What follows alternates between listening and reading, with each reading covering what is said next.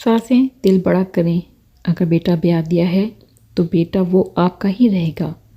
وہم پال کر سارا غصہ بہو پر مت نکالیں، اس کے ماں باپ نے بھی تو پال کر بیٹی جیسا قیمتی سرمایہ آپ کے سپرد کیا ہے۔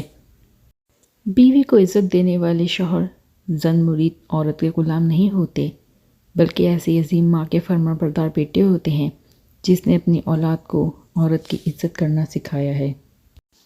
دنیا داری دیکھی جائے تو عورت کی شادی سسرال والوں سے ہوتی ہے، شریعت دیکھی جائے عورت پر سب سے زیادہ حق اس کے شوہر کا ہوتا ہے، مگر آج کی عورت کو شوہر سے زیادہ سسرال والوں کو خوش رکھنا پڑتا ہے۔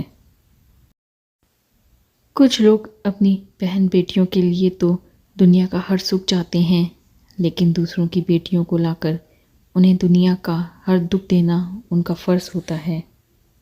بہو کو اس کی ماں کا فون آ جائے تو ساس کو برا لگتا ہے، جبکہ اپنی بیٹی کا فون آ جائے تو گھنٹوں باتیں ہوتی ہیں۔ اپنی بہو کو بھی اپنی بیٹی ہی تصور کریں تو پھر دل صاف ہو جائے گا۔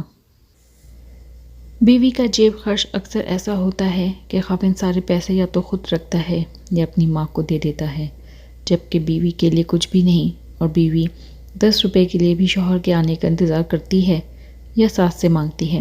ایسی بیوی کو بہت دل شکنی ہوتی ہے۔